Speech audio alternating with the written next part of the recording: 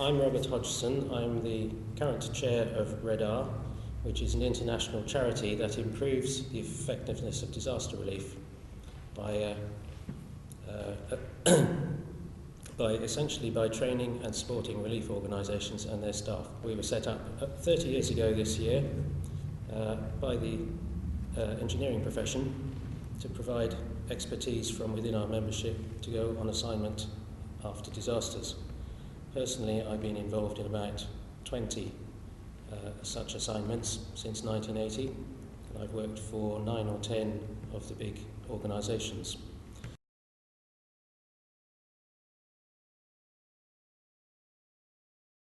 I spent a couple of weeks in Haiti last month as part of the RedR team there.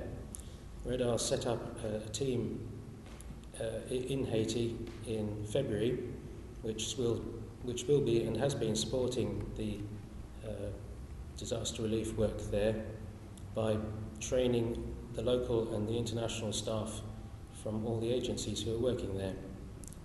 We've so far been working mainly on development of logistics and personal safety, and we're now extending that to technical subject areas such as water and sanitation and shelter. Part of my role there was to oversee that development.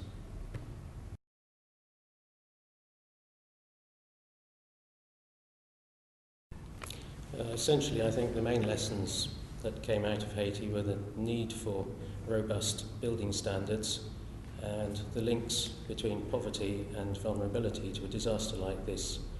And in the case of Haiti, that was compounded, of course, by the destruction of a large chunk of the administration during the event itself.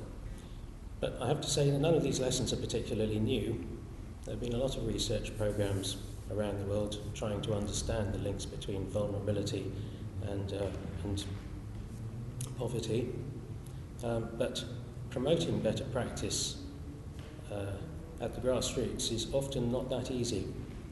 There's often a local context that has to be taken into account, and I know from my experiences in Bangladesh that you may have to translate everything into a local language, or in an area like Bangladesh or Haiti where literacy rates are low, you may in fact have to look at completely different ways of promoting your messages apart from the written word.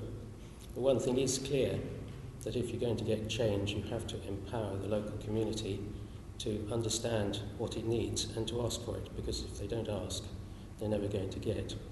So one of the things that RedR focuses on is to assimilate what good practice we can from the people who are already working in Haiti, and to promote that particularly at community level. So up to now, something like 90% of the participants in our training have actually been Haitians, and of course from our point of view, the benefit of that is that those skills and experiences will still be in the community long after we expatriates have packed our bags and headed off to some other disaster.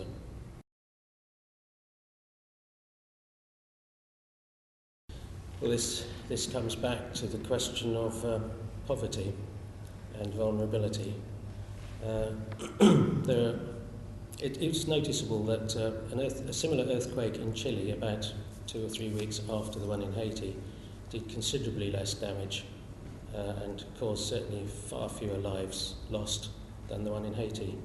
And the comparison is that Chile has the highest per capita income in Latin America, whereas Haiti has one of the lowest in the Caribbean, comparable with many parts of Africa or India.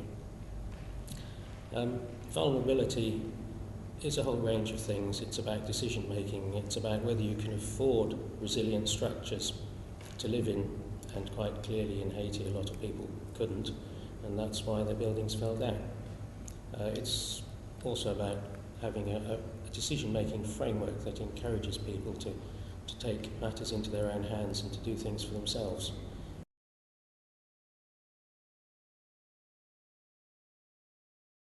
The earthquake appears to have prompted quite a rethink across the whole of the Caribbean.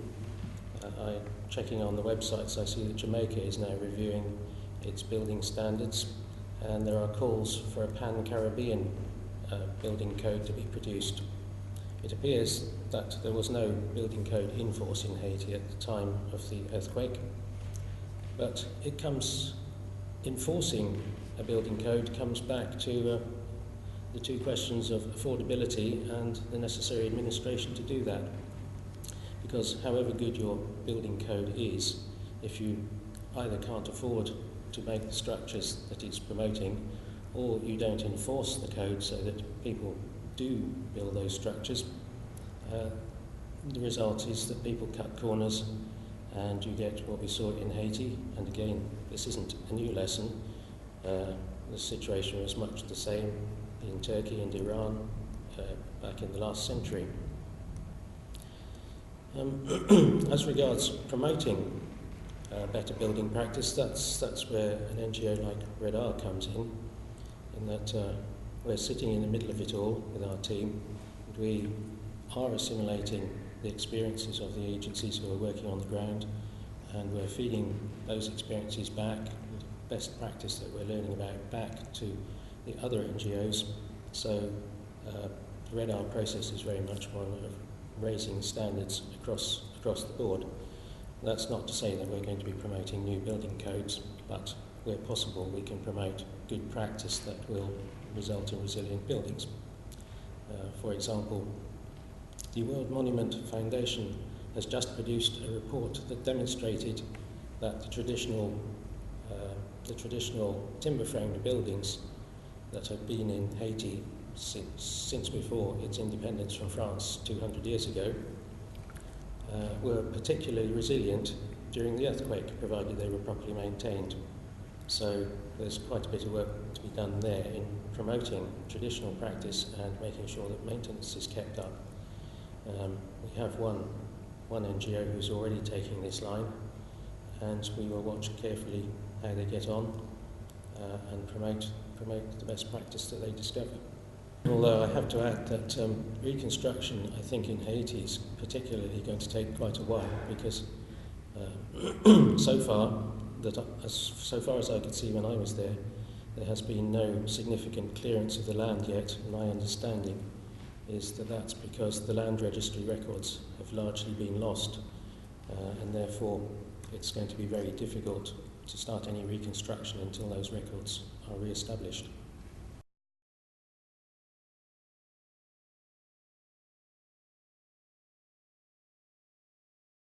Local leadership.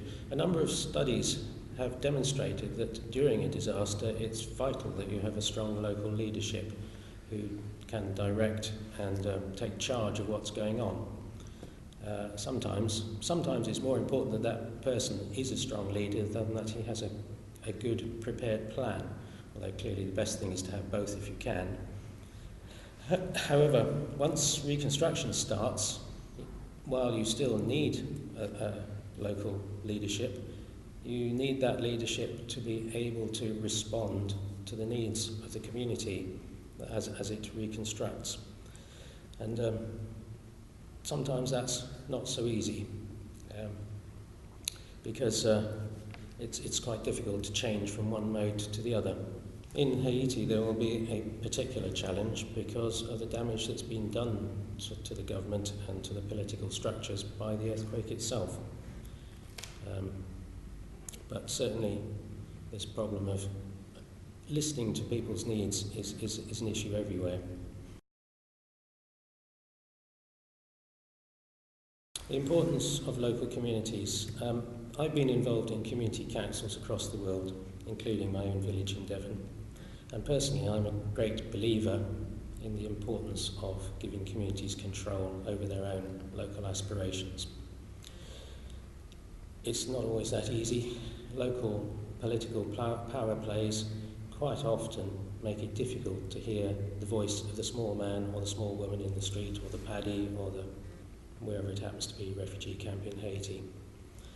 And developing a true community response takes time, because quite often the people you're trying to work with are not accustomed to having their voices heard, and it will take them some time to get used to the idea, some time to understand that you actually mean it, and even more time to gather the courage to put into words what they know perfectly well they need.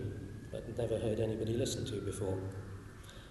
I've been going through this process with various communities in Bangladesh and Africa through links we have with those communities, and it took 10 years really before we got any sort of real local input into our planning.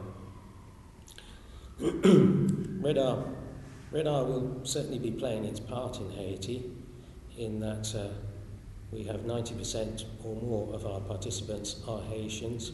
We'll be putting skills into the community so that when they're ready to use them, they can. And certainly those skills will be around a long time after the internationals have gone. So that's very firmly my belief that we have to give the communities enough space and enough control to be able to do their own thing.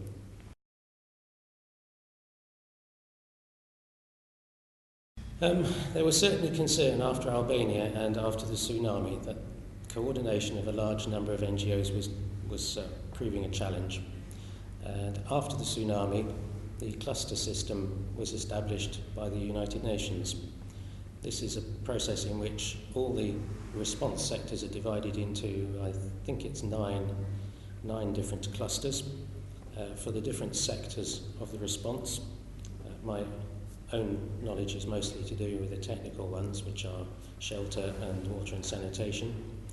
And so, by way of example, the water and sanitation cluster is led by UNICEF, United Nations Children's Fund, who know that in the event of something like Haiti happening, they must be there and leading the cluster, coordinating the cluster so that a unified response is developed across all the agencies who may or may not be working there, because of course you never know in advance who is going to be there and who isn't. Now, RedR has played quite an important role in developing the water and sanitation clusters, because we've been responsible for training the coordinators, not only who are in Haiti, but also the coordinators who have been deployed in a whole range of different circumstances in Africa and Asia. We're now just coming to the end of a program of training. I think it's around about 250 coordinators who can be deployed by UNICEF in the event of a disaster like Haiti. And now that we are on the ground in Haiti, we're working quite closely with the cluster coordinators there, so that the training that we promote to the agencies is very much learning from the experiences of those clusters and putting back into the system the lessons that are being learned almost contemporaneously.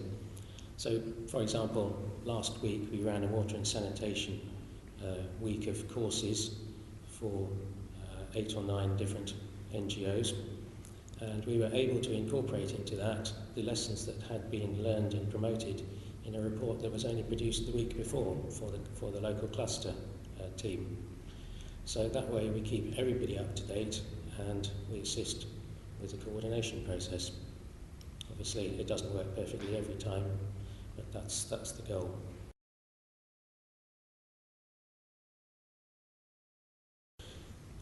Well, the large NGOs, of course, we all know some of them. They have resources, they have access to resources that the rest of us don't have. They have staff, they have all sorts of resources that enable them to respond quickly and across a range of sectors. There's probably about a dozen or 20 such international NGOs, and they're all working in Haiti at the moment, taking care of refugee camps, mainly the large ones, and doing a good job. The smaller NGOs, and I can't really speak for too many of these, but I can use RedR as an example. Many of the smaller NGOs have a more specific mission, and they fill particular niches in the process. So in the case of RedR, our niche is as a second-tier organisation to support the work of the frontline agencies, if you like to call them that, with resources, training resources, and with skilled personnel that they may have trouble finding. And we're happy to support across the whole of the humanitarian relief operation. We have no particular favourites, we don't work with anybody in particular. Any agency that can use RedR support is welcome to ask us for it. And in that way, we support the smooth running of the relief operation as a whole. So, in Haiti, we're actually banding together with some of the other complementary small NGOs. So, we've set up a joint venture in Haiti with Bioforce, which is a French school for humanitarian workers. And it was interesting when we thought about it to realise that in Haiti, amongst the expatriates, there are between 50 and 60 RedR members working for various agencies, and there are 70 to 80 Bioforce graduates working for the agency. So between us, Bioforce and RedR have had quite a significant impact on what's happening in Haiti, although you can't see it because those members and graduates are working for other people. And now within Haiti we have an understanding with two other agencies. One is the Sphere project, which was set up to create and promote good standards in relief work. The other is the Humanitarian Accountability Partnership, which works with its partnership network to create what you might call quality assurance structures, so that the agencies can assess themselves and see where their good points are and where they might need to improve their standards of response. And as the RedR Bioforce team settles down and develops more long-term training strategies, so our courses will increasingly become integrated, so that we are teaching people not just the techniques and the management skills that they need, but also the accountability and the standards that are required, all in the same courses. So that's an example, I guess, of how the smaller agencies can work together in complementary ways, and I think it's a model that perhaps some of the others in different sectors may be looking at following too.